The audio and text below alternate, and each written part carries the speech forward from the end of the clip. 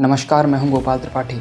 नेताओं के जब बोल बिगड़ने लगें और एक दूसरे पर सियासी हमले तेज कर दें, तो समझ लेना कि चुनावी संग्राम अपने चरम सीमा पर पहुंच चुका है।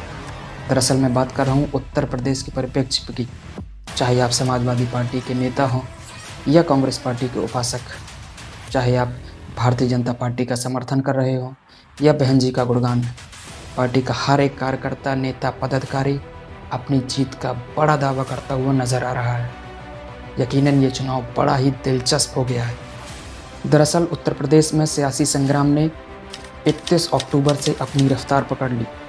हुआ यूं कि अखिलेश यादव ने हरदोई की एक रैली में मोहम्मद अली जिन्ना का नाम सरदार वल्लभ भाई पटेल के नाम के साथ जोड़ दिया। भारतीय जनता पार्टी ने उस मुद्दे को बड़े ही आक्रामक तरीके से उठा लिया और समाजवादी पार्टी के नेता अखिलेश यादव को आड़े हाथ लेते हुए हमलों की झड़ी लगा दी। ये देश गन्ने की मिठास को एक नई उड़ान देगा या जिन्ना के अनुयायियों से फिर दंगा करवाने की शरारत करवाएगा। इससे समाजवादी पार्टी बैकफुट पर आ गई। भारतीय जनता पार्टी के समर्थकों ने इसे तुष्टीकरण की राजनीति करार दी तो समाजवादी पार्टी ने कहा कि अखिलेश यादव ने सिर्फ ये बताया था कि सरदार पटेल और मोहम्मद अली जिन्ना एक साथ पढ़े थे।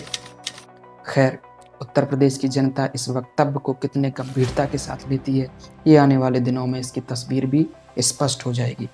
लेकिन भारतीय जनता पार्टी इस मुद्दे को छिटकने नहीं दे रही। वहीं समाजवादी पार्टी चाहते हुए भी इससे छुटकारा नहीं पा रही। वहीं बात करें कांग्रेस पार्टी की, लोगों का कहना है कि कांग्रेस पार्टी उत्तर प्रदेश में अपनी सियासी जमीन तलाशने में जुटी है। दरअसल प्रियंका गांधी वाड्रा ने उत्तर प्रदेश में घोषणा पत्र के माध्यम से वादों का पिटारा खोल दिया, जिसमें अहम बातें कही गई। कुछ बिंदु मैं आपको बता देता हूँ, जैसे कि उत्तर प्रदेश में सभी SC और ST यानी कि अनुसूचित जाति और अनुसूचित जनजाति के बच्चों को किंडरगार्टन यानी कि KG से लेकर पोस्ट ग्रेजुएट तक की शिक्षा मुफ्त दी जाएगी। कोविड वॉरियर जिन्होंने इस पेंडेमिक में अपनी जान गंवा दी, उनको 50 लाख रुपए का कॉम्पनसेशन भी दिया जाएगा। वहीं शिक्षा मित्रों को रेगुलर कर देंगे कुछ शर्तों के साथ। जनता कांग्रेस पार्टी पर अपना कितना विश्वास जताती है, ये 10 मार्च को भी स्पष्ट हो जाएगा। वहीं भारतीय जनता पार्टी ने भी वादों का पिटारा खोल दिया है, जिसमें गरीब परिवार की बेटियों के विवाह के लिए 1 लाख रुपए की आर्थिक मदद, 60 साल से अधिक उम्र की महिलाओं के लिए मुफ्त यात्रा, निराश्रित और विधवा महिलाओं के लिए 1,500 रुपये प्रति माह की पेंशन, 2 करोड़ स्मार्टफोन व टैबलेट बांटे जाएंगे। हर एक ब्लॉक में ITI कॉलेज होगा। प्रत्येक ग्राम पंचायत में एक खेल कूद का मैदान और एक जिम भी होगी। देश के स्वतंत्रता सेनानियों और महापुरुषों की जीवन गाथाएं कोर्स में शामिल की जाएंगी। समाजवादी पार्टी ने भी अपना घोषणा पत्र जारी कर दिया, जिसमें ज़्यादातर वादे BJP के वादों से मेल खाते हैं। यानी कि भारतीय जनता पार्टी के घोषणा पत्र और समाजवादी पार्टी के घोषणा पत्र में कुछ वादे समान नज़र आते हैं। फिर वो चाहे 12वीं पास के बाद लैपटॉप का देना हो या फिर 2 गैस सिलेंडर प्रति वर्ष फ्री में देने का वादा। खैर, ये नेता हैं, उनके वादे हैं। नेताजी, चुनाव में जीत के खातिर तुम इतने वादे कर जाते हो, हाथ जोड़कर वोट मांगते फिर कहाँ गायब हो जाते हो।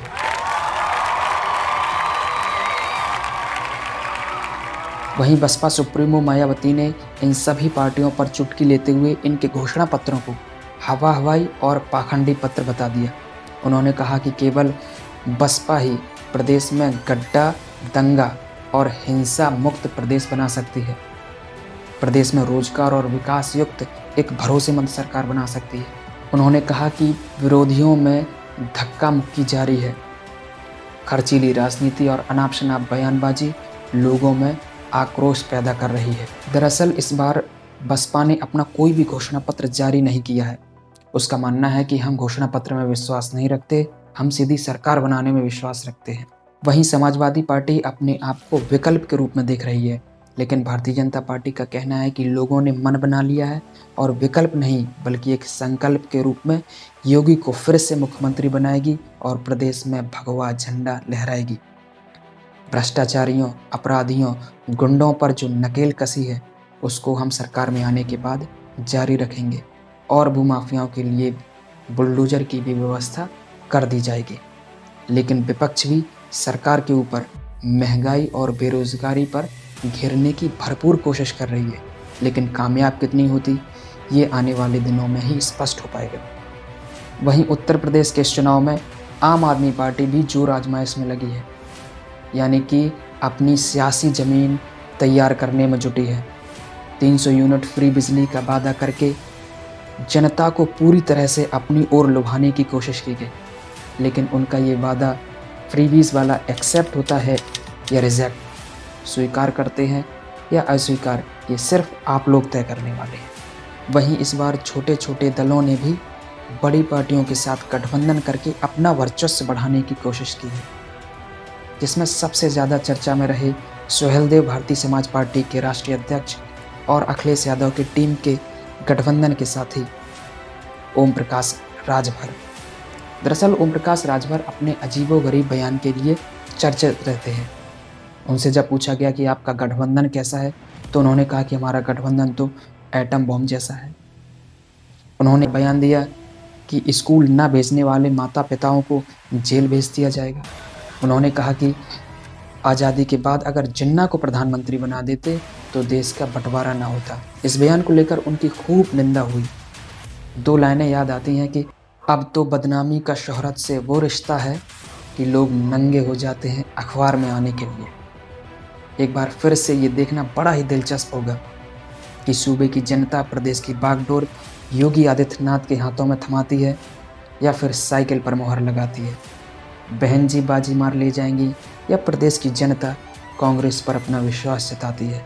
किसकी होली रंगीन होगी और किसकी होली रंगहीन होगी, इन सब का निर्णय 10 मार्च को होगा, जिसका हमको और आपको बड़े ही बेसब्री से इंतज़ार रहेगा। मिलते हैं नेक्स्ट वीडियो में, तब तक के लिए जय हिंद, जय भारत, नमस्कार।